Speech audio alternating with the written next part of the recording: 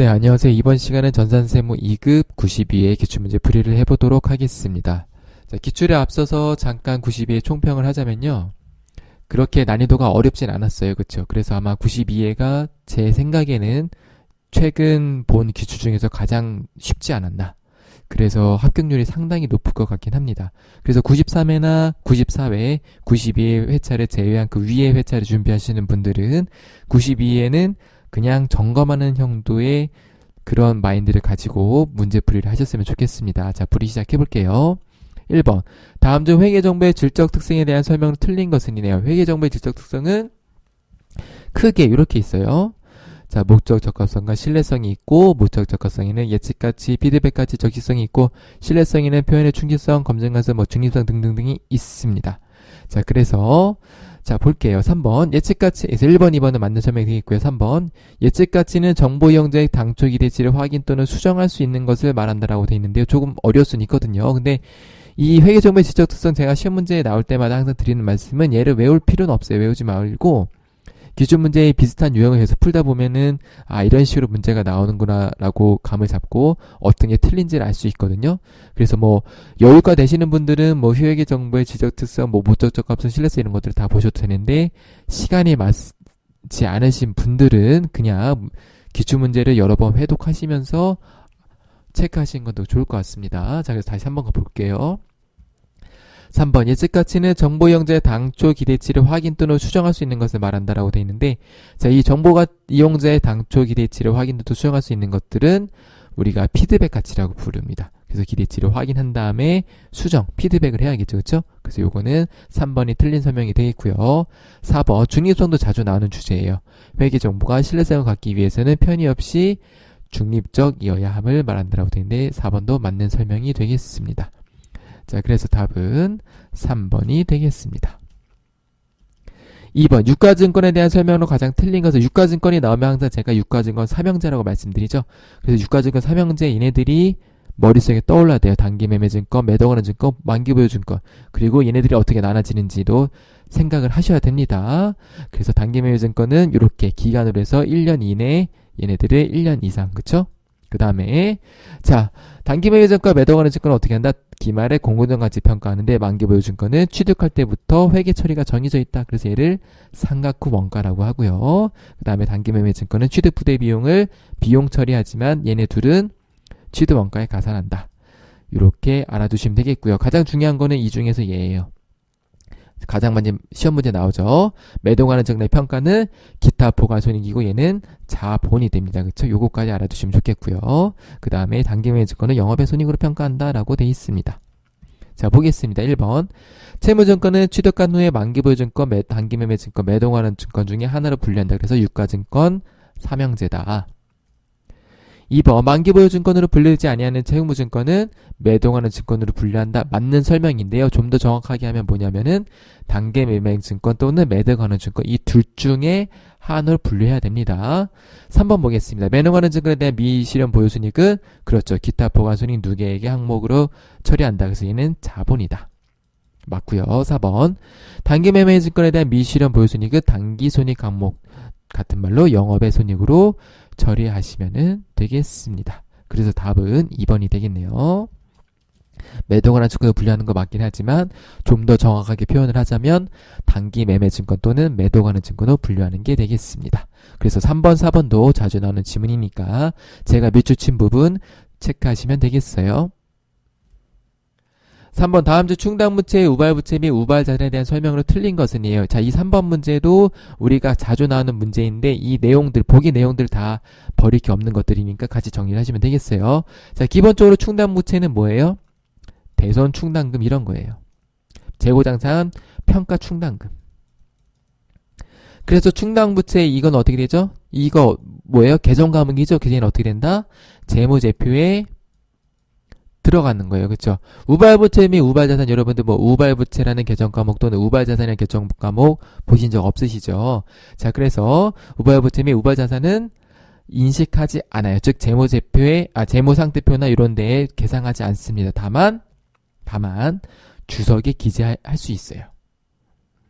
그래서 시험 문제 주석에 나오면 주석은 웬만한 거 다 됩니다. 웬만한 거 다 할 수 있기 때문에 주석이 나오면 될 거야 이렇게 하고 넘어가시면 돼요. 그래서 일단은 충당부채는 가장 큰 게 얘는 인식을 해야 되고요. 우발부채나 우발자산은 인식하지 않고 필요시에 주석에 기재할 수 있다. 이렇게 기억을 해주시면 좋겠습니다. 자, 그래서 보면요. 자, 1번 우발부채는 부채로 인식하지 않으나 우발자산은 자산으로 인식한다라고 되어 있는데 우발자산도 인식하지 않습니다. 답은 1번이 되겠고요.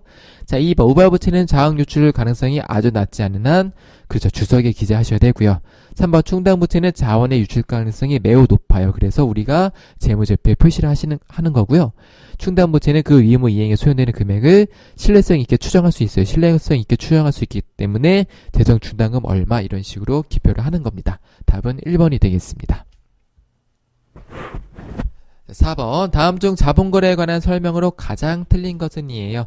자, 보겠습니다. 1번 자기 주식은 취득원가를 자기 주식의 과목으로 하여서 자본 조정으로 회계 처리한다. 맞는 설명이 되겠죠. 그래서 자기 주식은 자기 주식의 계정 과목을 쓰고요. 자본 조정으로 회계 처리를 합니다. 자, 2번 자기 주식을 처분하는 경우 처분 금액이 장부 금액보다 크다면 처분 금액이 장부 금액보다 크다면 얘가 100원인데 장부 금액이 80원이면 어떻게 되는 거예요? 처분 금액이 더 크니까 뭐가 오는 거예요? 자기 주식 처분이익 맞죠? 그쵸? 자기 주식 처분이익으로 처리하는데 자, 자본 조정으로 회계 처리하는 게 아니라 뭐예요? 자본 잉여금이 되겠죠? 그래서 제가 계정 과목 항상 그 이론 수업하면서 제가 이론 업로드 해드린 거 보면은 항상 제가 맨 처음에 뭐라고 하죠? 계정 과목 한 번씩 쓰라고 말씀드리죠. 왜 그러냐면 이런 문제들은 내가 연습을 하면 그냥 자동적으로 나와요. 자기 주인 처분이익이니까 얘는 뭐예요? 자본의 플러스 계정이다. 자본의 플러스 계정 뭐라 그랬었죠? 자본 잉여금. 자본의 마이너스 계정을 자본 조정. 근데 얘는 이익인데 자본 조정이야? 이 앞에 걸 보지 않더라도 이거 둘 중에 하나는 무조건 틀린 거죠. 그럼 답을 바로 찾을 수가 있어요. 그래서 답은 2번이 되겠고요. 3번 처분 금액이 장부 금액보다 작다면 그 차액을 자기 주식 처분이익의 범위 내에서 상계 처리하고 그쵸? 나머지는 자기 주식 처분 손실로 처리하게 되겠습니다.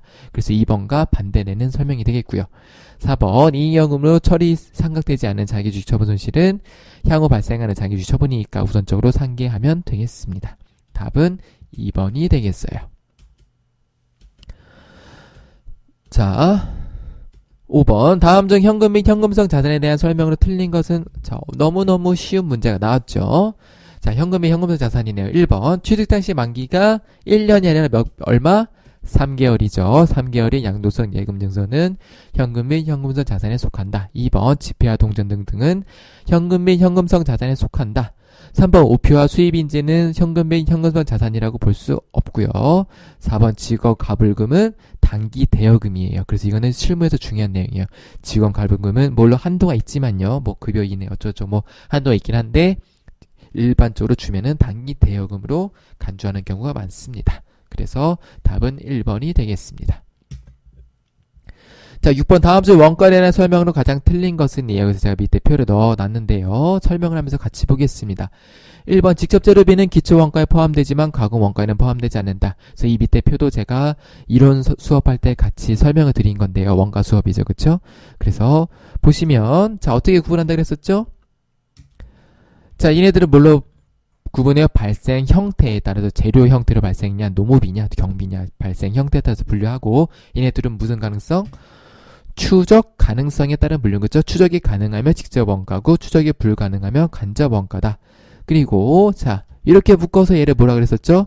기본 원가, 기초 원가, 직접 원가 같은 겁니다. 그래서 이거는 그 원서로 번역할 때 기본 원가를 번역하시는 분들도 있고 기초 원가를 번역하시는 분들도 있고 직접 원가라고 번역하시는 분들도 있어요. 그래서 다 똑같은 말이다. 그래서 직접 재료비는 기본 원가, 기초 원가에 포함이 되고요. 자, 그 다음에 자, 이렇게 묶어서 뭐라 그랬었죠?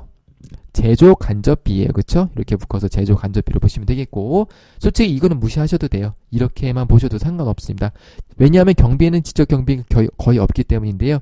제가 이렇게 표시를 해놨지만 실질적으로 우리가 전산세무에서 나올 때는 이 세 개만 제조 간접비라고 기억을 해두셔도 무방해요. 그래서 원래는 간접비만 들어간 거면 이렇게 돼 있는데 어떤 책에는 얘를 제조 간접비를 넣는 경우도 있고 이래서 제가 일단 포함을 해놨습니다. 자, 그리고 얘네들을 가공 원가라고 부르죠. 그 직접 재료비를 제외한 내가 어떠한 것을 이 A라는 재료로 가공하는데 뭐 예를 들면 짜장면의 면을 가공하는데 이 짜장면의 면은 재료비가 되겠고요. 그렇죠? 이 면을 짜장면으로 만드는데 소요되는 나머지 농업비, 인건비, 그쵸? 인건비, 뭐 간접 재료비 등등등등 이런 것들을 이 재료를 가공한다 그래서 가공 원가라고 불러요. 그래서 헷갈리시면 이렇게 외우셔도 돼요. 아, 어떠한 면이 있는데 이 면은 직접 재료인데 이 면을 짜장면으로 만드는 과정에 들어가는 농업비 등등등 모든 나머지 것들을 가공비라고 하는구나. 그래서 얘네들을 가공 원가라고 부르네. 이렇게 기억해 두셔도 좋습니다. 그래서 1번에 직접 재료비는 기초 원가에 포함되는 거 맞지만 가공 원가에는 포함되지 않는다. 자, 맞겠고요. 자, 2번 직접 노무비는 기초 원가와 가공 원가에 모두 해당한다. 직접 노무비는 그쵸? 기초 원가랑 가공 원가에 모두 포함되는 걸 확인할 수가 있겠고요. 3번 기회비용은 현재 이 대안을 선택하지 않았을 경우에 포기한 대안 중 최소 금액 또는 최소 이익이 아니라 뭐예요?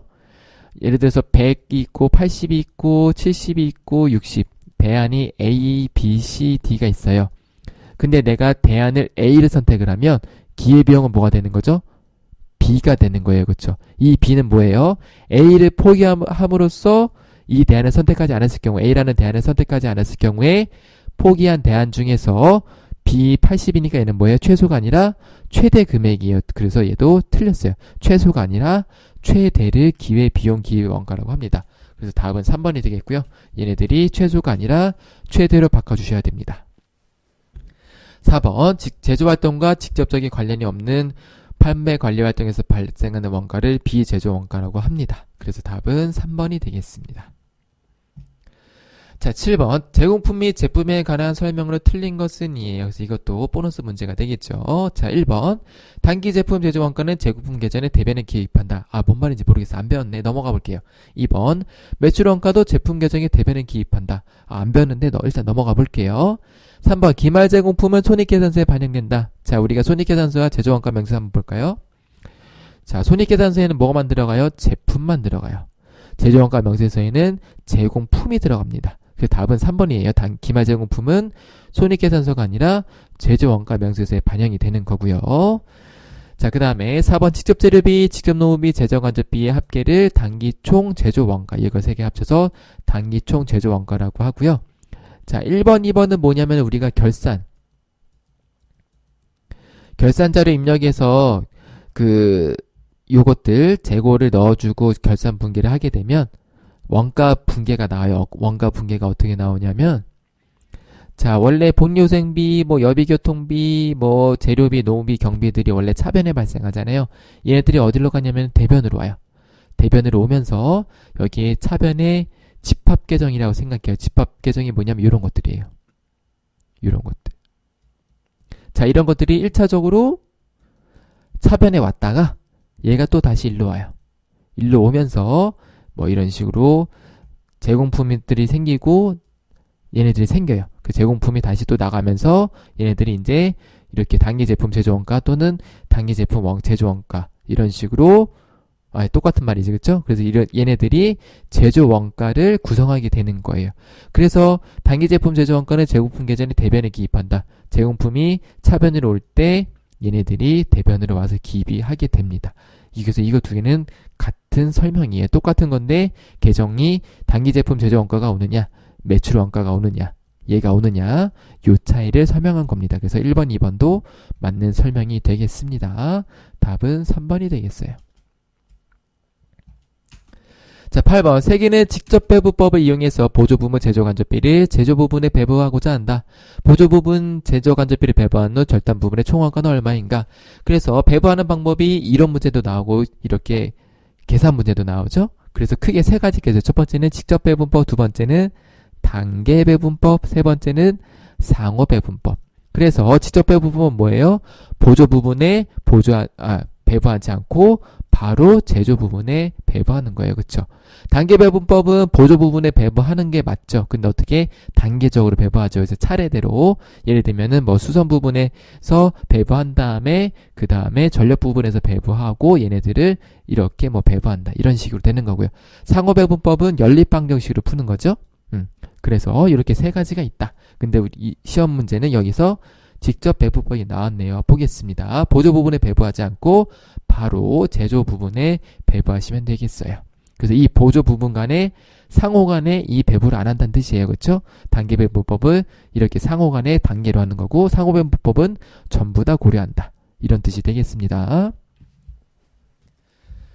자, 그래서 절단 부분의 총원가를 구하는 건데, 자, 수선 부분에 40만 원이 발생했죠? 보조 부분에 배부하지 않고 바로 제조 부분에 배부하면 얘네들을 600대 200의 비율로 배부하시면 되겠고요. 전력 부분도 마찬가지로 500대 500의 비율로 배분하시면 되겠어요. 그래서 수선 부분부터 해볼게요. 자, 40만 원에 절단 부분이니까 어떻게 되는 거예요? 800분의 200이죠? 600대 200이니까 그렇죠? 전체가 800인데 그 중에 절단 부분이 200만 배부하면 되니까 10만 원이 되겠고요.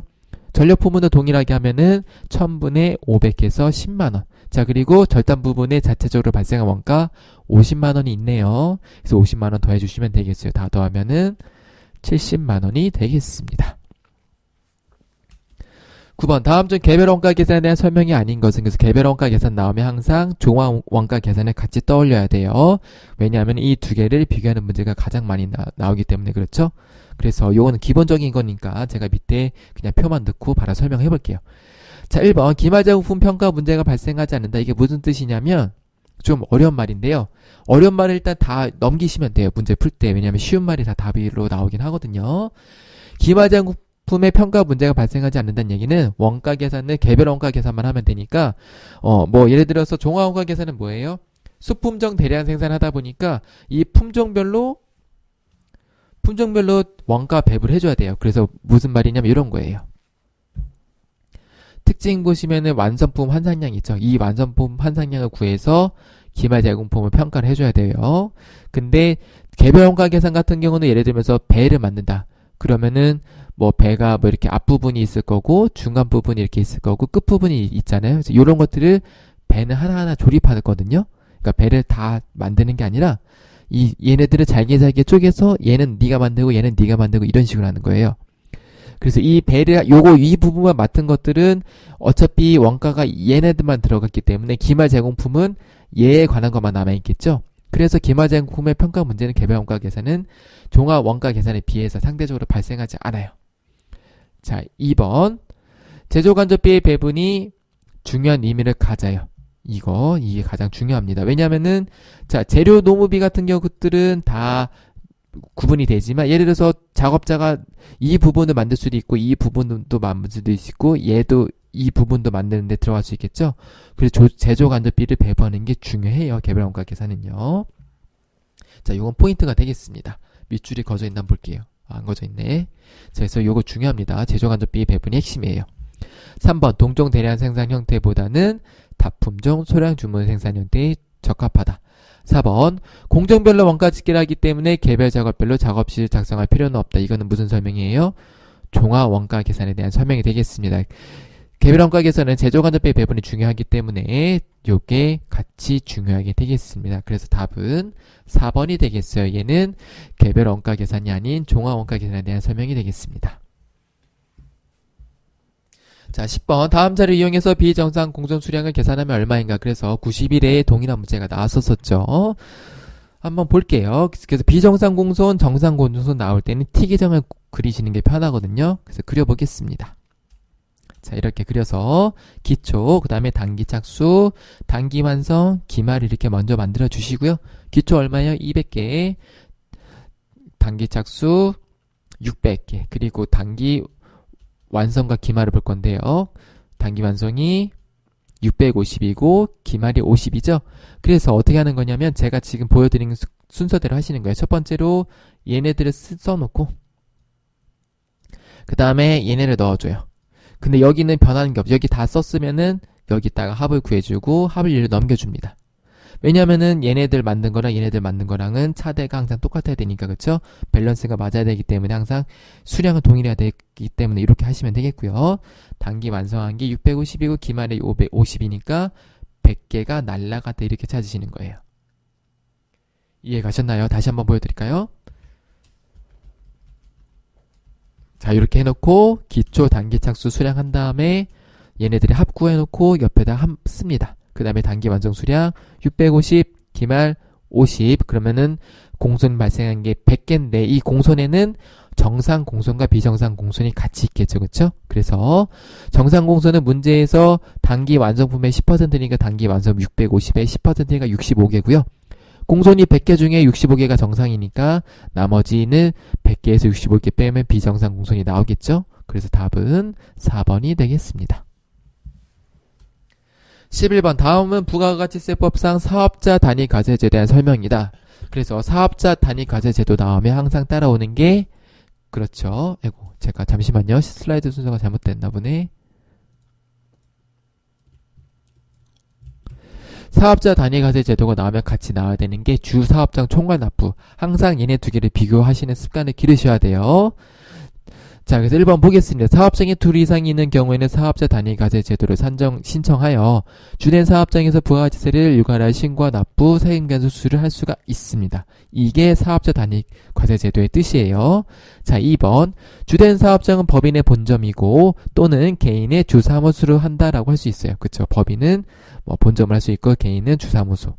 다만 법인의 경우에는 지점을 주된 사업장을 할 수 있다가 틀렸어요.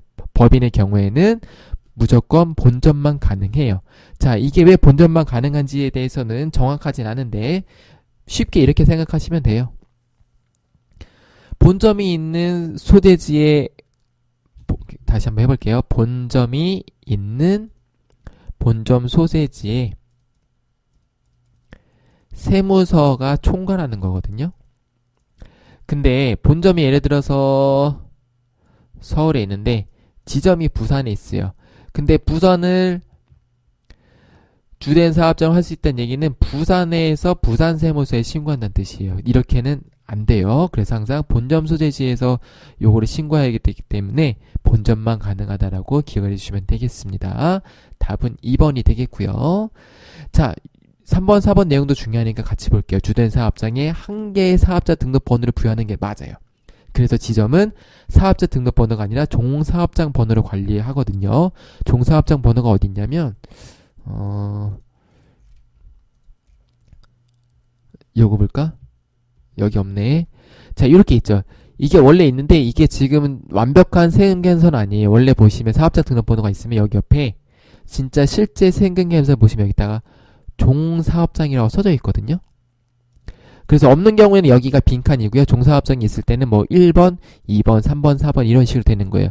그래서 본점은 예를 들어서 얘는 서울이면은 종사업장 1번은 얘는 뭐 부산이 있고 2번은 뭐 대전에 있고 뭐 3번은 뭐 인천에 있고 이런 식으로 되는 거거든요.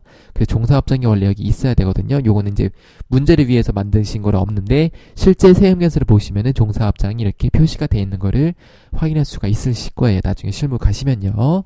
그래서 종사업장은 사업자 등록 번호는 하나로 쓸 때 종사업장 번호를 구분을 한다. 이렇게 기억을 해주시면 되겠습니다. 자, 그 다음에 마지막으로 사업장 단위로 신청할 때는 과세기가 20일 전, 그래서 요거를 10일 전으로 바꾼다거나 30일로 바꾸는 등의 문제도 자주 나오죠.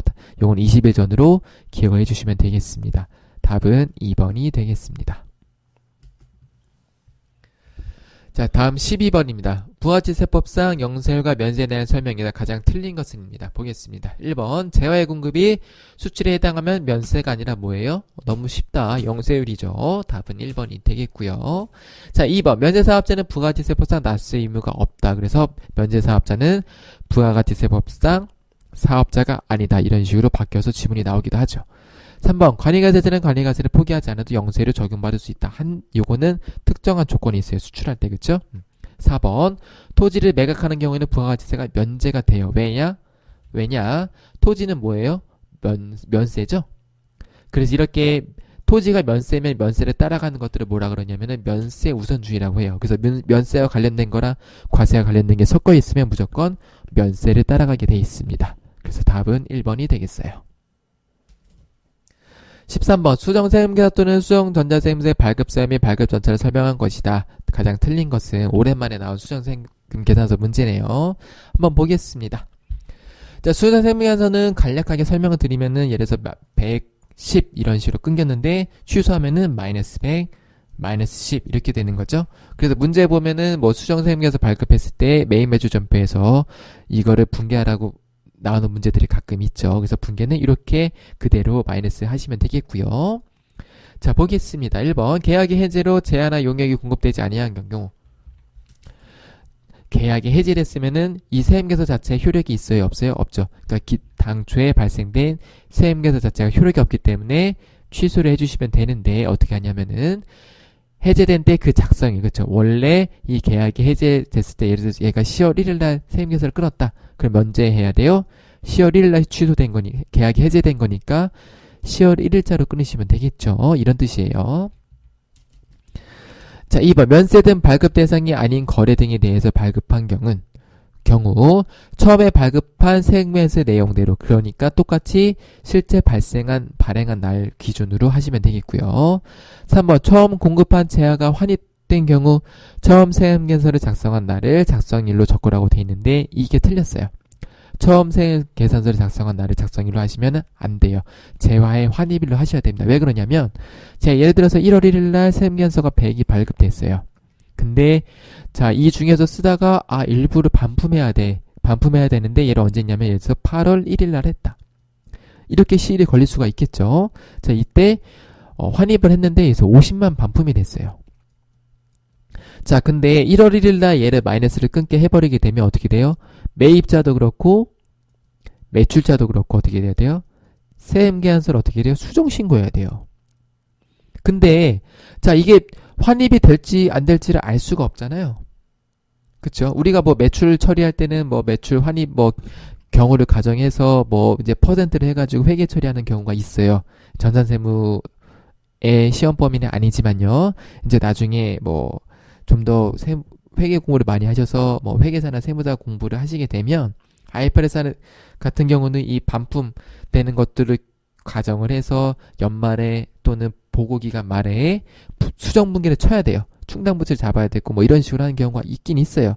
근데 이 환입되는 거는 그거는 부가세랑은 또 상관이 없어요. 왜냐면 부가세는 재화가 어떻게 돼요? 판매되거나 뭐 이용 가능한 게 된 때 이때 세무계에서 발행하는 거기 때문에 여하튼 제 설명이 좀 어려우시면 다 무시하시고, 자, 이렇게 기간이 오래 걸릴 수가 있기 때문에 이럴 때는 부가세 신고를 매출자나 매입자나 둘 다 해야 되는 경우가 발생하기 때문에 나라에서 어떻게 하냐면 이 환입일로 하게끔 만들었어요, 법을.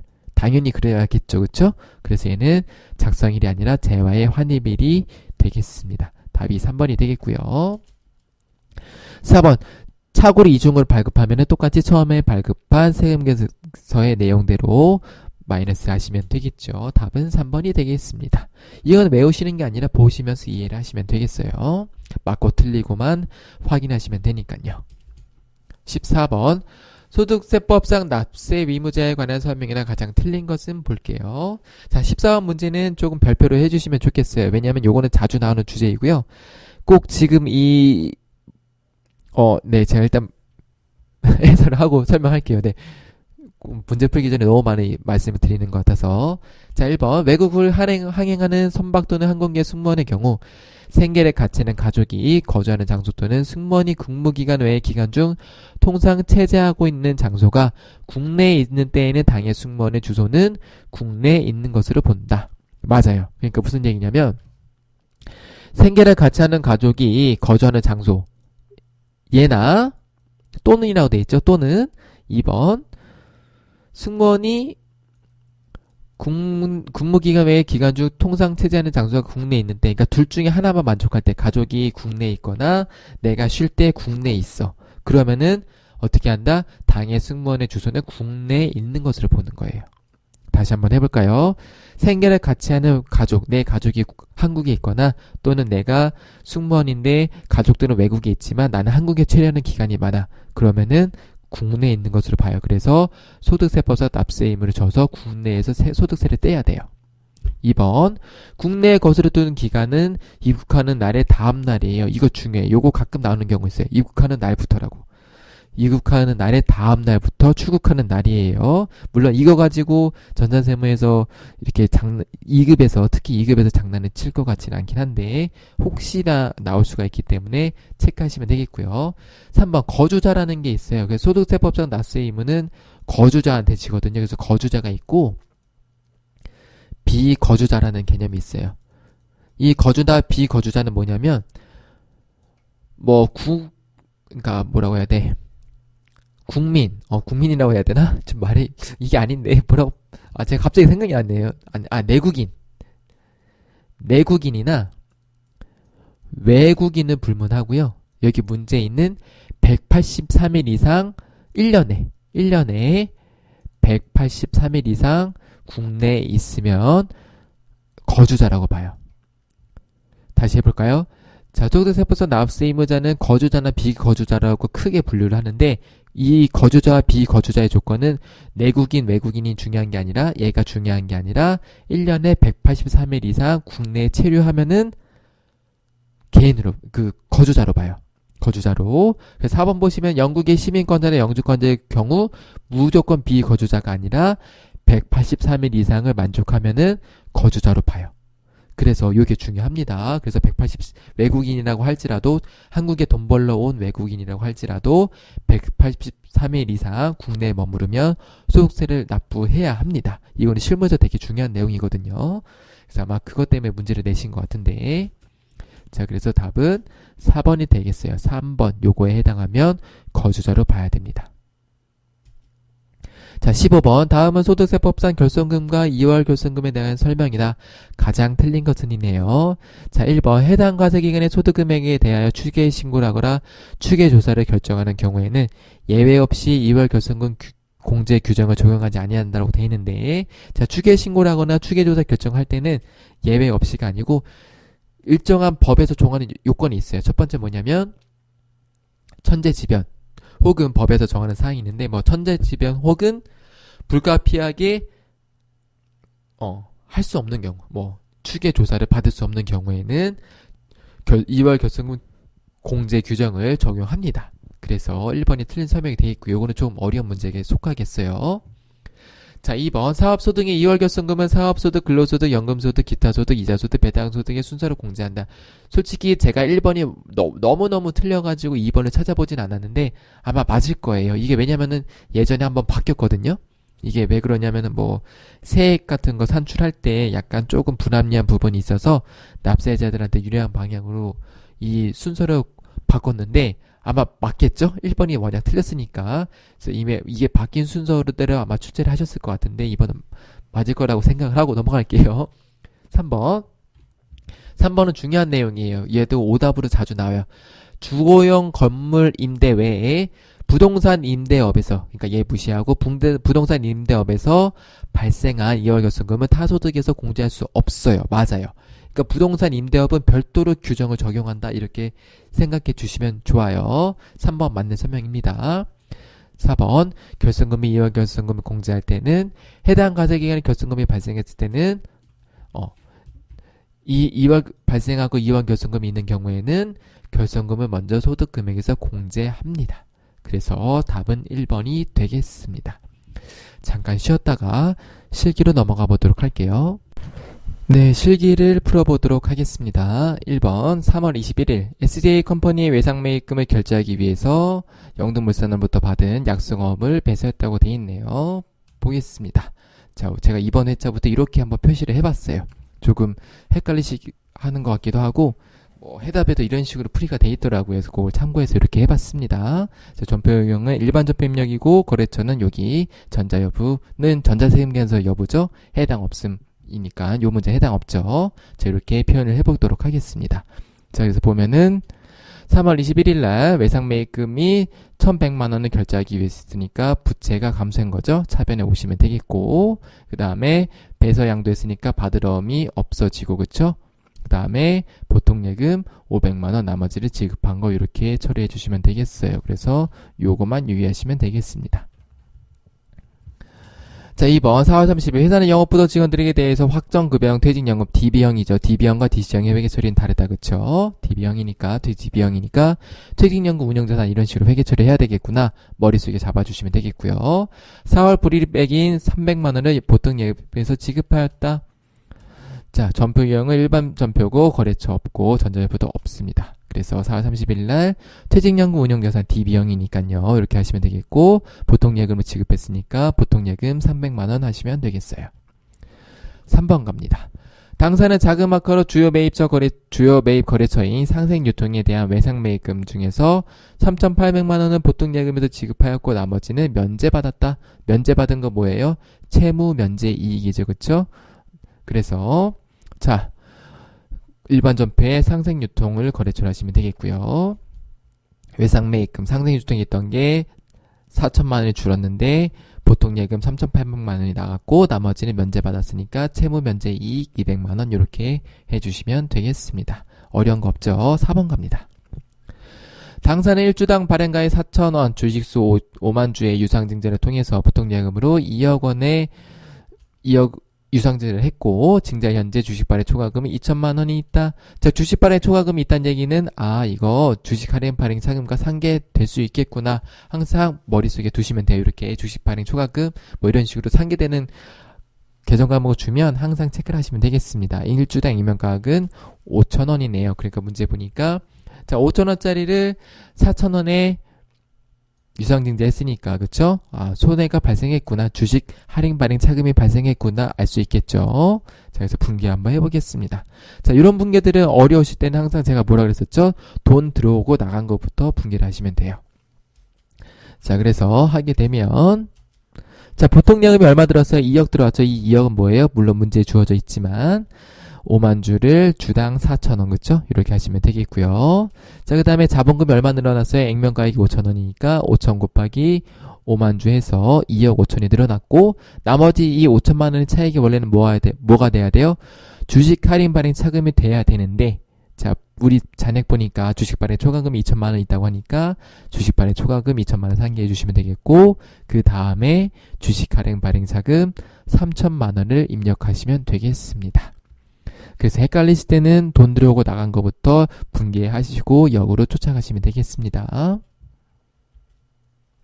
자, 5번 단기 매매 목적으로 보유 중인 주식회사 3삼의 주식을 전부 처분하였다. 5천만원짜리를 4,700에 처분했으니까 단기 매매 증권 처분 손실이 발생했는데 주식 처분 수수료 45,000원을 차감했다고 돼 있네요. 이 주식 처분 수수료 매각했을 때 수수료는 어떻게 되죠? 단기 매매 증권 처분 손실에 포함되는 거예요. 그쵸? 그래서 분개를 해보면 자, 일단은 돈 나간 것부터 한번 해볼까요? 자, 보통 예금이 얼마 나갔어요? 4,695만 5천원 나갔어요. 원래 4,700만원이 나간 건데 45,000원 차감했다고 돼 있죠. 그쵸? 그래서 이렇게 4,700에서 45,000원 차감한 보통 예금을 인식해 주시면 되겠고 그 다음에 단기 매매 증권의 장부가액을 없애 주시면 되겠고요. 나머지 차액은 단기 매매 증권 처분 손실이 되겠습니다. 그래서 얘네 차에 3천만원에 수수료 3 해서 300만 4만 5천원에 304만 5천원이 되겠네요. 그쵸? 네. 자, 이제 메인 매출 전표 가보겠습니다. 당사가 제조한 전자제품을 대안에게 판매하고 세금계산서를 발급받았으며 판매 대급 전액은 다음 달 말에 받기로 하였다. 그래서 외상으로 팔았네요. 자, 전표 유형은 당연히 메인 매출 전표가 되겠고요. 과세 유형은 10일 과세가 되겠고 거래처는 주 대안이 되겠습니다. 전자세금계산서는 여로 하시면 되겠고요. 자, 그래서 6월 13일 날 외상 매출금 대안에 팔았고요. 제품 매출 1,500에 부가세 예수금 150 하시면 되겠어요. 가장 기본적인 분계 형태가 되겠습니다. 2번 7월 25일 회계부서에서 사용하기 위한 책상을 카이마트에서 구입했다고 되어 있네요. 구매 대금을 다음과 같이 법인카드인 세무카드로 결제하였다. 구입 시 자산계정으로 입력하라고 되어 있으니까 책상 구입했으니까 비품으로 하시면 되겠네요. 자, 전표 유형 메인 매출 전표고요. 과세 유형은 57 카드 과세, 거래처는 카이마트가 되겠고요. 전자여부는 해당이 없겠죠. 자, 2020년 7월 25일 날 비품 200에 부가세 20만원 그리고 미지급 법인카드인 세무카드가 되겠습니다. 그래서 여기에서는 요거만 챙겨주시면 되겠어요. 나머지 어렵지 않으니까요. 3번 생산 부분의 매입 거래처에 선물을 전달하기 위해서 접대비구나 그쵸? 접대비인데 영선으로부터 선물 세트를 매입하고 전자세금계산서를 발급하였다. 대금 중 30만원은 즉시 보통예금을 지급하고 나머지는 한 달 후에 지급하기로 하였다. 요에는 미지급이 되겠죠. 그래서 접대비니까 부가세가 없죠. 전표유형은 메인 매출 전표고 과세 유형은 54 불공의 접대비 관련 매입세, 거래처는 주 영선이고 세금계산서 발행했으니까 여 하시면 되겠습니다. 9월 15일 날 접대비 165만원 부가세 포함해서 하시면 되겠고요. 불공이니까요. 그쵸? 그 다음에 자 보통 예금이 30만원 나갔고 나머지는 한 달 후에 영선에 지급하기로 하시면 되겠습니다. 4번 당사의 보통예금 계좌에 110만원 부가세 포함이 입금되어 확인한 바 돈 금액은 비사업자인 김길동에게 제품을 판매한 것이다 라고 되어 있네요. 단 별도의 세금계산서나 현금 영수증을 발급하지 않았으며 거래처는 입력하지 않아도 무방함이라고 되어 있습니다. 그래서 별도의 세금계산서나 현금 영수증을 발급하지 않았지만 우리는 부가세를 포함해서 판매를 했기 때문에 회사 입장에서는 어떻게 해야 돼요? 부가세 신고를 해줘야 되죠. 그래서 이럴 때 쓰는 거 뭐예요? 14건별이죠. 그래서 과세 유형을 14건별로 하시면 되겠고 거래처를 입력하지 않아도 무방하니까 안 쓰셔도 되겠습니다. 그래서 9월 22일 날 보통예금이 110만원이 들어왔는데 얘는 제품 매출한 거고 부가세 예수급을 인식을 해주셔야 됩니다. 그래서 나중에 14건별로 해서 부가세 신고할 때 포함을 반드시 해주셔야 되겠습니다. 5번 당사는 원재료 공급가액 5천만원 부가세 500만원을 주 진행상사에서 매입하고 전자기금에서 발급하였다. 대금 중 1,500은 보통예금에서 지급 나머지는 외상으로 하였다. 전표 유형은 메인 매출 전표고 50일 과세 거래처는 진행상사 전자여부는 전자세금에서 발행했으니까 여 하시면 되겠네요. 2020년 9월 28일에 원재료 5천 부가세 500 그 다음에 보통예금 1,500 나머지는 외상매입금 4천만원 해주시면 되겠습니다. 자 3번 부가가치세로 넘어가 볼게요. 에고 이게 나와버렸네. 잠시만요. 이게 왜 나왔지?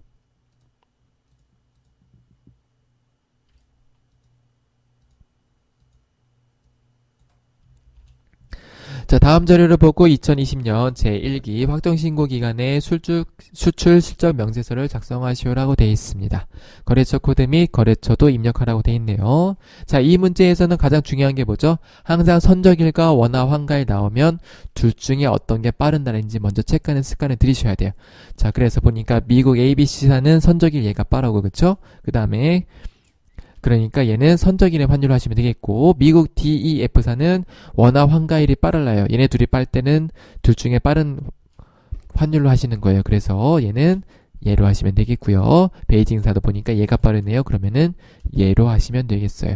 자 여기서 주의할 거는 뭐예요? 매출일은 요걸로 해야 되는 거예요. 그쵸? 자 그래서 보면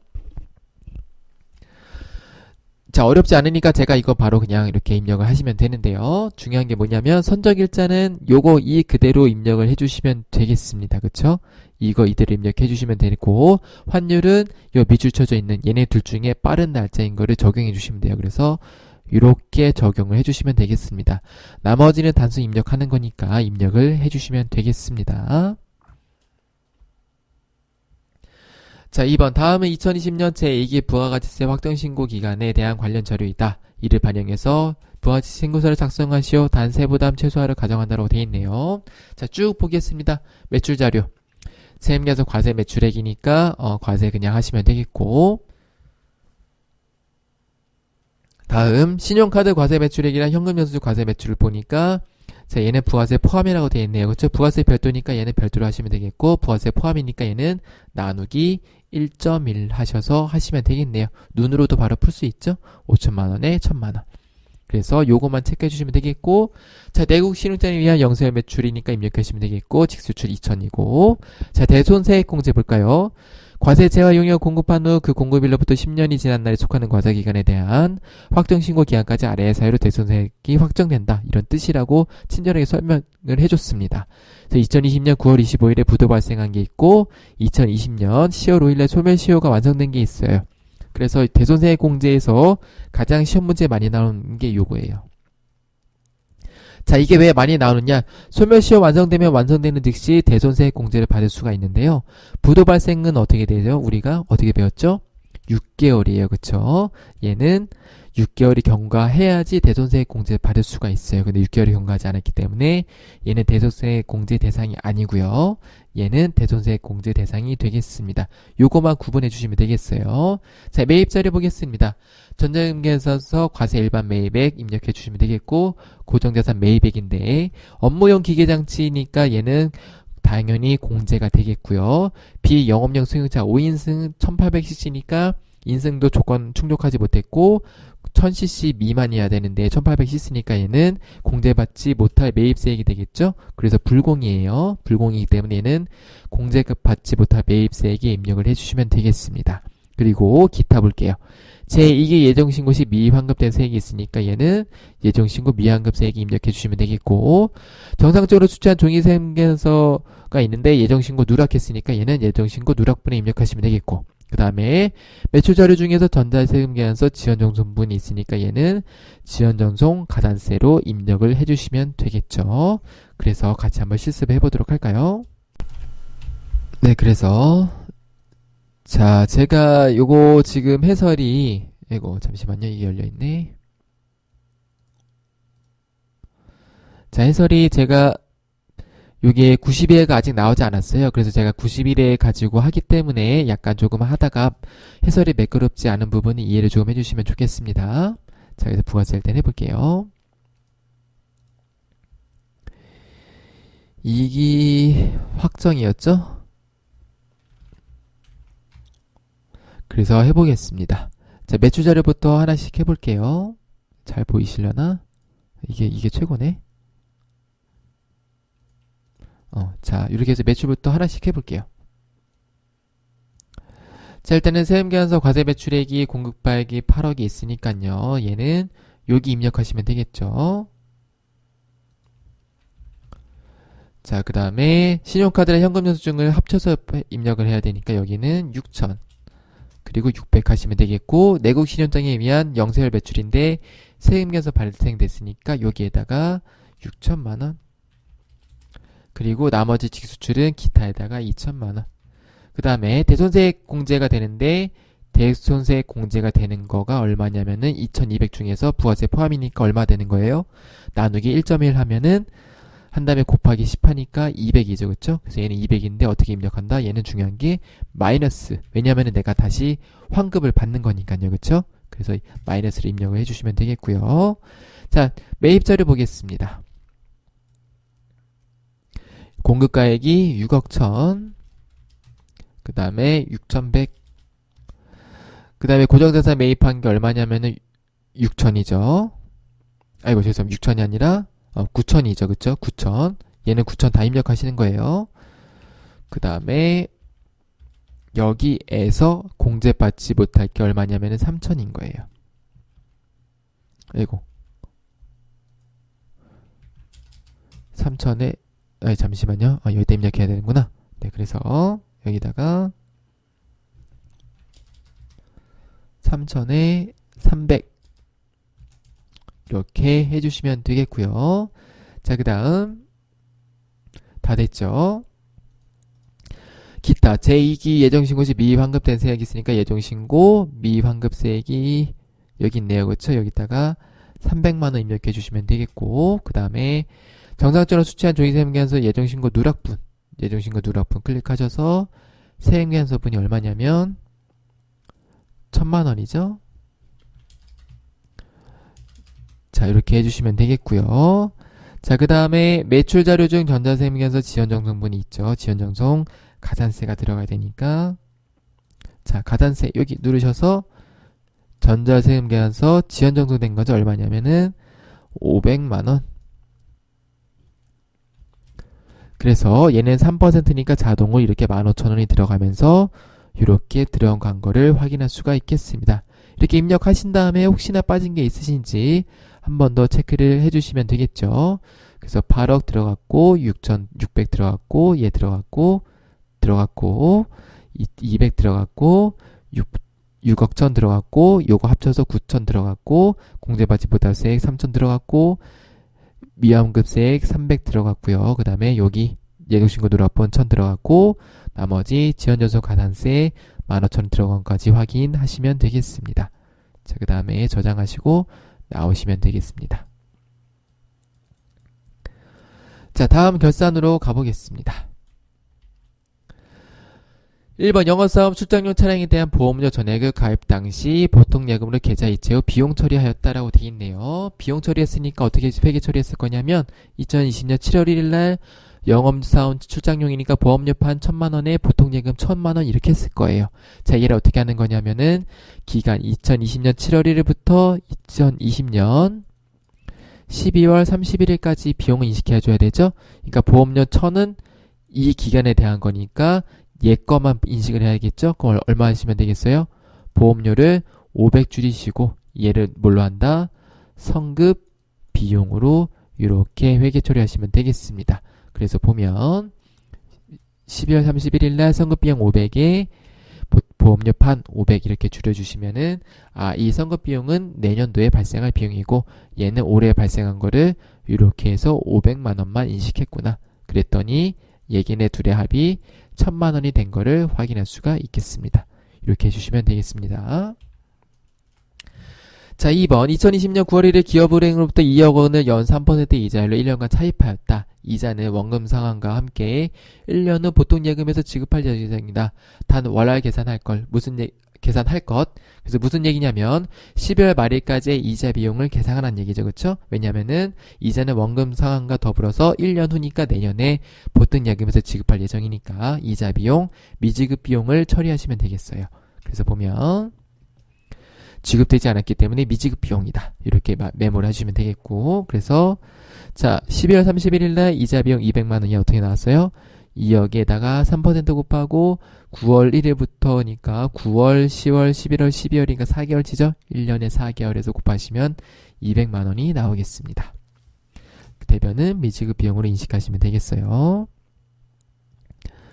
자, 3번 당사가 기말에 공장에서 보유하고 있는 재고자산은 다음과 같다. 추가 정보를 고려하여 결산에 반영하시오라고 되어 있어요. 그래서 기말 재고자산이 이렇게 있었는데 이 추가 정보를 고려하는 얘기죠. 보겠습니다.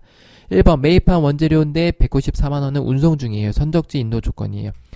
선적지 인도 조건이니까 뭐예요? 내 재고가 맞아요? 아니에요? 맞죠? 그쵸? 선적한 순간부터 매입자 거예요. 선적한 순간부터 선적이 뭐냐면 요거예요. 항구가 있으면 네, 이게 항구거든요. 이게 배예요. 죄송합니다. 제가 그림의 발퀄이라서 죄송합니다. 이게 항구고요. 얘가 배인데 자, 이 항구에서 이 기계 같은 게 있어요. 얘 이렇게 컨테이너가 있으면 이렇게 찝어가지고 징 이렇게 하죠.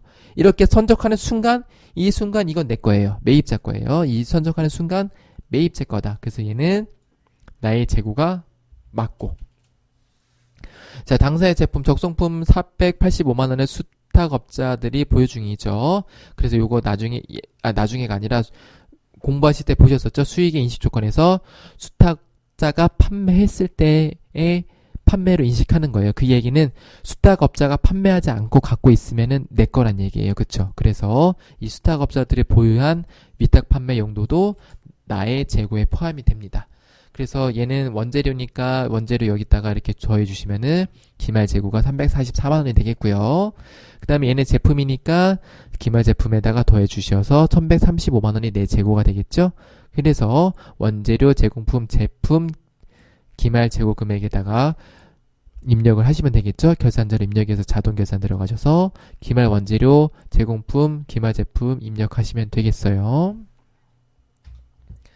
4번 결산일 현재 매출금 잔액에 대해서 1%의 대손 추정률을 적용하여 보충법에 의해서 일반기업 회계기준법에 따라 대손 충당금을 설정한다라고 돼 있어요. 그래서 대손 충당금은 무조건 보충법이거든요. 일반기업 회계기준은요.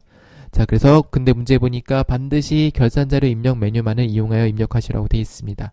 자, 그런데 제가 지금 이게 해설이 기출문제 공개 전에 하는 해설이라서 외상매출금과 대손충당금의 계전 잔액을 기입할 수가 없어요. 그래서 임의로 제가 작성을 했거든요. 요거는 양해를 좀 해주시면 감사하겠습니다.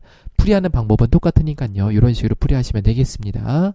그래서 저는 어떻게 했냐면 외상매출금이 3,800만 원 있다고 가정을 했고 대손충당금이 520만 600원이 있다고 가정을 했어요. 그래서 이럴 때 어떻게 하는 거냐면 외상매출금 잔액에 대해서 1% 대손을 추정해야 되니까 외상매출금 잔액에다가 1%를 곱하면 380만 원이 나오죠. 그래서 이 380만 원과 설정된 대손충당금의 차이를 생각해서 대손충당금을 설정하시면 되기 때문에 자, 380만 원에서 항상 이 대손충당금을 빼는 거예요. 1% 설정한 거에서 얘를 빼면은 마이너스 104만 600원이 나옵니다. 140, 600원이 나와요. 140만 600원. 죄송합니다. 발음이 안 되네요. 140만 600원이 나와서 얘를 어떻게 하는 거냐면 대손상가비를 140만 600원을 입력한 다음에 전표 추가를 하시면 돼요. 그래서 어떻게 하시냐면 결산자를 입력하셔서 판매비와 관리비의 외상매출금이죠. 외상매출금 대손상가비에다가 이렇게 이 숫자를 입력하시고 전표 추가를 누르시고 뭐 메시지가 나오면 예 누르셔서 전표 반영을 하시면 되겠습니다. 요거는 좀 양해를 부탁드립니다. 자, 5번 결산마감점 영업권 잔액이 3천만 원이 있는데 이 영업권은 2020년 5월 20일 날 취득한 것이다. 다음 무형자산에 대해서 5년간 월화 균등 상각을 하며 상각기간 계산 시 1월 미만의 기간은 1월로 한다라고 되어 있네요. 그래서 무형자산이 나오면은 항상 주의할 게 뭐냐면 유형자산은 우리가 어떻게 했었죠? 감가상각비하고 예를 들어서 기계장치면 감가상각 2개, 기계장치 얼마 이런 식으로 썼었어요. 근데 무형자산은 어떻게 한다 그랬었죠? 원계정을 직접 차감하셔야 돼요. 무슨 얘기냐면 자, 무형자산 감가상각비 얼마 하고 얘가 지금 영업권이죠. 그래서 영업권을 얼마 이렇게 하는 얘기예요. 그래서 자, 이렇게 무형자산 감가상각비 얼마, 영업권 얼마 하시면 되는데 이 금액은 5년간 월화 균등상각해서 2020년 5월 20일에 취득했으니까 5월부터 12월까지니까 9개월이죠? 그쵸? 그래서 9개월 동안 상각을 하시면 되겠어요. 자, 그래서 8개월이네요. 죄송합니다. 5, 6, 7, 8, 9, 10, 11, 12, 8개월이네요. 그래서 3천만 원을 5년간 월화 균등상하니까 나누기 5 한 다음에 8개월 치니까 12분의 8에서 400만 원 구하시면 되겠고 영업권도 이렇게 줄여주시면 되겠습니다. 자, 이제 마지막 원천징수 가보도록 하겠습니다. 자, 1번 다음은 기업부서연구소의 연구원인 김현철의 9월분 급여 명세서이다. 급여자료 입력 및 원천징수 이행상의 신고서를 작성하시라고 되어 있어요. 그래서 수당 등록 및 공제 항목은 불리한 점을 무시하고 직접 입력하라고 되어 있네요. 그러니까 요것들을 직접 입력하라는 얘기예요. 그쵸? 요것들 이렇게요. 자, 수당 등록 시 급여 명세에 적용된 항목 이외의 항목은 사용 여부를 부로 체크하시면 되겠어요. 쓸모없는 거는 부로 체크하시면 되겠고 당사는 모든 직원에게 식대를 지급하며 비과세 요건을 충족한다라고 친절하게 설명이 되어 있고 당사는 본인 명의 차량을 업무 목적으로 사용한 직원들에게 자가운전 보조금을 지급하며 실제 발생된 사내교통비를 별도로 지급하지 않는다라고 되어 있으니까 얘도 비과세 요건을 충족한다고 볼 수가 있겠네요. 그 다음에 당사는 기업부선연구소의 법정 요건을 충족하며 기업연구소 연구보조비는 비과세 요건을 충족한다. 요거는 비과세로 인식하시면 되겠고 원천징수 이행상의 신고서 작성과 관련해 전월 미환급 세액은 18만원이 있다. 그래서 얘는 원천징수 이행상의 신고서에서 전월 미환급 세액에 18만원을 입력하시면 되겠네요. 별도의 환급 신청은 하지 않는다라고 되어 있습니다. 그래서 얘도 실습을 같이 한번 해보도록 하겠습니다.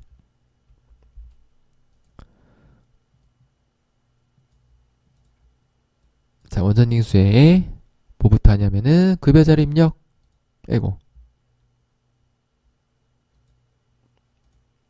9월분이죠. 이게 아마 사원 등록이 안 돼 있을 건데요. 잠시만요. 제가 임의로 등록을 해볼게요.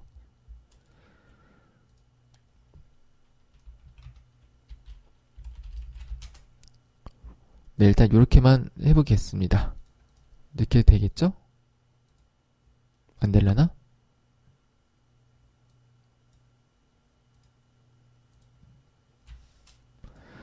자, 지급일이 10월 10일이네요. 안 들어가네. 잠시만요. 일단 2010년 1월 1일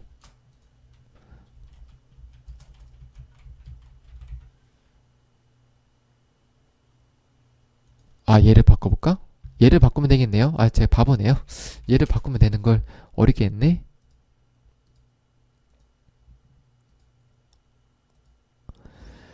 자, 그래서 9월인데 그 지급일이 10월 10일이니까 자, 김현철 해볼게요. 자, 일단은 수당부터 해볼까요? 기본급은 쓰고 그 다음에 지택수당도 쓰고 얘 안 쓰고 월자수당 안 쓰죠? 아이고 잠시만요. 다 지워볼게요. 지우고 해야겠다. 기본급 쓰고 상여 안 쓰고 지택수당 쓰고요. 그 다음에 월자수당 안 쓰고. 아, 이게 금액이 있어서 안 되네. 잠시만요. 얘도 지워볼게요. 자, 이제 되겠지? 네. 그래서 지택수당은, 아이고, 다시 해야겠다. 죄송해요. 죄송해요. 이게 자꾸, 아이고.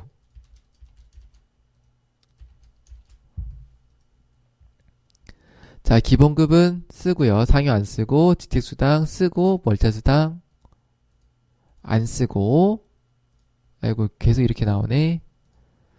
이게 어떻게 하면 좋을까요? 이게 더 넓게 있어서 그러구나. 요거 조금 양해를 해주세요. 이게 어쩔 수가 없네. 이게 부로 하고 싶은데 부가 안 되네요. 있어서.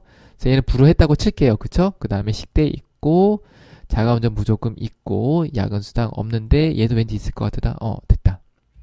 자, 그 다음에 없는 게 뭐냐면은 연장수당이랑 연구보조비네요. 그쵸? 연장수당과 연구보조비게 해볼게요. 아이고, 얘 자꾸 왜 이렇게 되지? 자, 그래서 연장.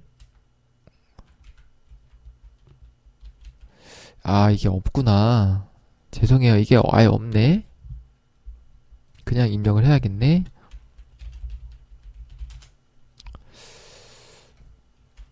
그냥 제가 임의로 이렇게 입력을 해볼게요. 어쩔 수가 없네요. 요거 안 바뀌네.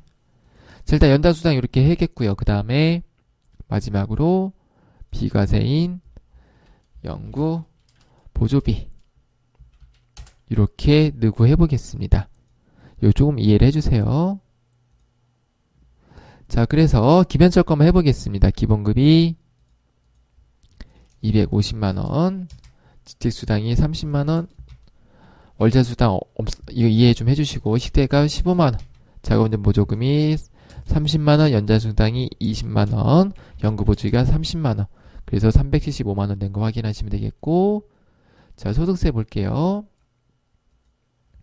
110430 지방소득세 자동으로 바뀌고, 국민연금이 146250, 건강보험이 104970, 장기요양보험 그대로 나오고요. 농특세 없고 아무것도 없죠. 그래서 차인지급액이 자, 조금 다르죠. 이게 왜 다르지? 잠깐만요. 오늘 컨디션이 안 좋네요. 제가 얘 들어갔고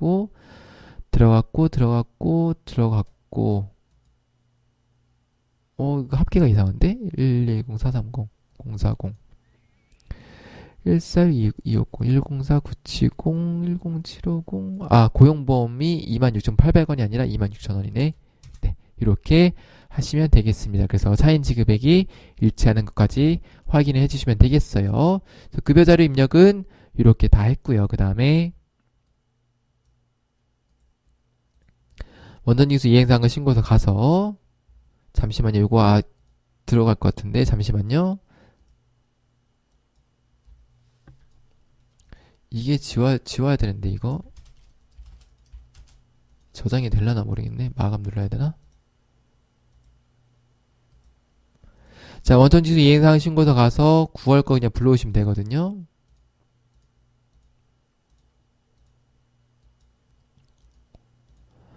자, 그래서 이렇게 제대로 불러와줬네요. 다행히. 그쵸? 355만원에 이렇게 들어온 거를 확인할 수가 있겠고요. 그 다음에 전업 미환가세액이 18만원 있으니까 여기다가 18만원 이렇게 입력을 해주시면 되겠습니다. 자, 이렇게 해서 저장을 하시면 되겠고요. 자, 이제 2번 가겠습니다. 2020년 6월 1일 입사한 최민국의 정근무지 근로소득 원천징수 영수증 자료와 연말정산 자료는 다음과 같다. 정근무지를 반영한 연말정산 추가 자료 입력 메뉴에 소득명세, 그 다음에 월세주택 임차 차입 명세 및 연말정산 입력택을 입력하시오라고 돼 있어요. 그래서 이 정근무지 건데요. 제가 조금 길어서 조금 잘랐거든요. 입력할 수 있는 부분만 화면에 보여드리려고 제가 좀 잘랐으니까 요거는 좀 양해를 부탁드리고요. 자, 그 다음에 요거는 이제 입력하시면 되겠죠. 전 근무지 자료에다가 같이 일단 해볼 거고요. 그 다음에 연말정산 관련 자료가 있네요. 한번 보겠습니다. 다음의 지출은 모두 본인을 위해 사용한 금액이다. 다행히 좀 쉽게 나왔어요. 그쵸? 자, 보험료, 자동차 보험료가 있고 저축성 보험료가 있는데 보험료 나오면 항상 유의할 게 보다 저축성 보험료는 대상이 아니다. 지워주시면 되겠고, 자, 위료비 보겠습니다. 치료 목적은 인정이 되지만 치료 요양 목적이 아닌 한약 구입비는 인정이 되지 않죠. 그래서 얘도 X고요. 그 다음에 시력 보정용 안경 구입비 한도는 얼마죠? 그렇죠. 50만 원입니다. 그래서 얘는 한도가 50만 원이기 때문에 5만 원은 공제가 안 되기 때문에 50만 원만 입력을 해주시면 되겠고요. 자, 교육비 보겠습니다. 대학원 등록금 1000만 원 인정되고 영어 학원비, 업무 관련성이 없는 것들은 해당되지가 않습니다. 자, 그 다음에 기부금, 종교단체 당해기부금과 종교단체 외 지정기부금 단체에 기부한 당해기부금은 입력을 해주시면 되겠고요. 자, 신용카드 사용해 보겠습니다. 신용카드를 3,400만원 썼는데 이 중 800만원은 본인이 근무하는 법인의 비용 해당분이니까, 자, 법인의 비용 해당분은 공제가 된다 안 된다? 안 됩니다. 그래서 얘는 안 되고요. 360만원 아까 여기 있던 수술비인데 수술비 요거는 중복으로 공제가 돼요. 그래서 800만원만 제외하시면 되겠고, 그래서 신용카드는 260만원을 입력하시면 돼요. 그 다음에 현금 영수증은 250만원인데 이 중 30만원은 대중교통 이용분이고 12만원은 공영 관람 사용분이다.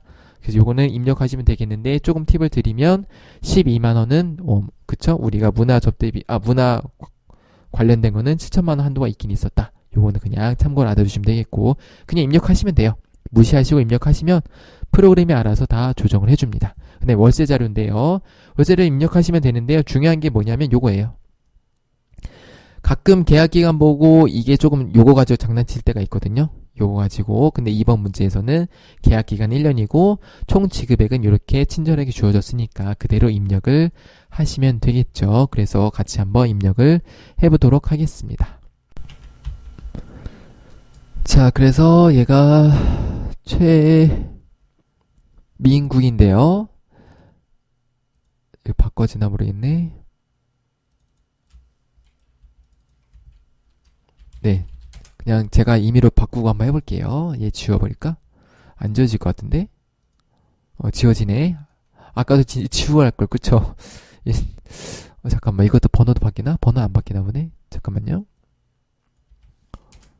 얘는 안 바뀌네요. 자, 일단은 최명국이 102번이라고 돼 있는데 그냥 해볼게요. 자, 일단은 보니까 소득명세 연말정산 추가 입력 메뉴를 먼저 들어가 볼게요.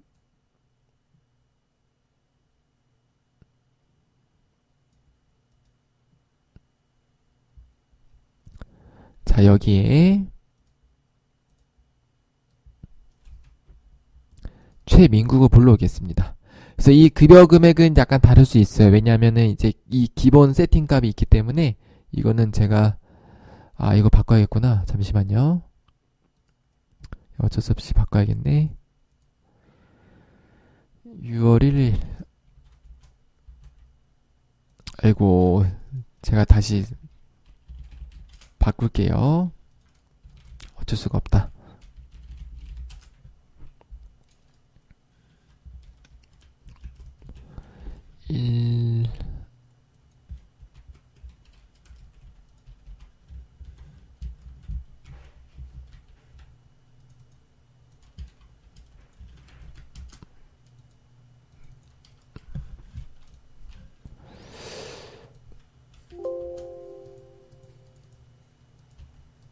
잠시만요. 이게 계속 에러가 나오네. 이게 에러 안 나올 때까지 바꿔줘야 되거든요.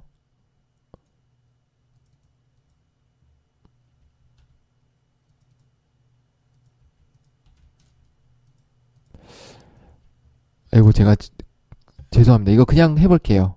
제가 준비를 좀 더 철저하게 했었어야 되는데 1, 2, 3, 4, 5, 6, 0 그냥 빨간색이 나와서 해볼게요. 제가 이거 빨간색 없애고 싶었는데 그냥 해볼게요. 2020년 6월 1일. 네, 일단 해보겠습니다.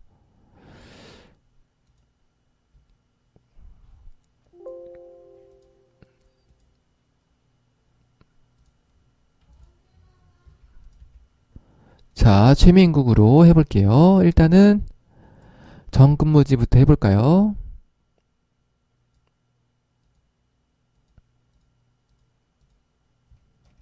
자, 그래서 정근무지부터 입력을 해보도록 하겠습니다. 정근무지가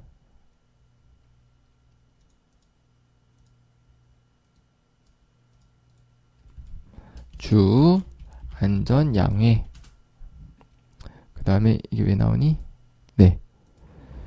114860612 근무기간이 언제냐면 2020년 1월 1일부터 2020년 5월 31일이네요. 그 다음에 총금액이 1800. 그 다음에 상여가 200이네요. 상여가 200. 그 다음에 보면은 다른 거 없고 국민연금이 어디 있을까? 건강보험료가 여기 있네요. 자, 그래서 보겠습니다. 국민연금이 96만원이네요. 그쵸? 국민연금이 96만원. 그 다음에 건강보험료가 78만 5천원. 그 다음에 장기요양이 49,600원. 아이고. 49,600원. 그 다음에 고용보험료가 13만 4천원. 다음에, 자, 결정세액이 있네요. 결정세액이 245876. 잠깐만, 245876 맞죠? 245876. 자, 그 다음에 지방소득세가 24587. 자, 이렇게 입력을 하시면 되겠고, 원래는 요것도 있어야 되거든요. 요거 제가 좀 미리 입력을 해놨었어야 되는데, 일단은 문제 풀이할 때는 크게 상관없으니까 우리가 지금 입력하는 부분만 하면 되니까 일단 이렇게 해볼게요. 자, 그 다음에 뭐가 있었냐면, 자, 일단은 월세료부터 한번 해보도록 하겠습니다. 그래서 월세 주택임차부터 해볼게요. 자, 임대인명이 누구냐면 임부자, 주민등록번호가 631124 24 1655 498. 유형이 뭐냐면 다가구 주택이네요. 그 다음에 계약 면적이 52. 주소지가 서울시 영등포구 여의나루로 121. 개시일이 2020년 1월 1일부터 12월 31일까지였죠. 그 다음에 연간 월세액이 840만원. 자, 이렇게 입력을 해주시면 되겠고요. 이제 나머지 연말정산 입력하셔서 입력하시면 되겠습니다.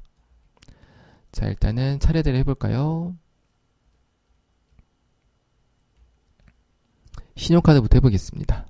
요 위에, 여기 차례대로 해볼게요. 자, 보험료가, 보장성 보험이 얼마냐면은 75만원. 자, 그 다음에, 교육비가, 본인 교육비죠? 얼마냐면은, 대학원 등록금 1,000만원. 자, 그 다음에, 위료비를 빼먹었네요. 위료비. 본인과 65세 이상자 얼마 입력하냐면은 360에 50만원 더해서 410만원 입력하시면 되겠죠? 그 다음에 기부금 보겠습니다. 기부금은 아무데나 클릭하셔도 돼요. 자, 그래서 종교단체 당의 기부금이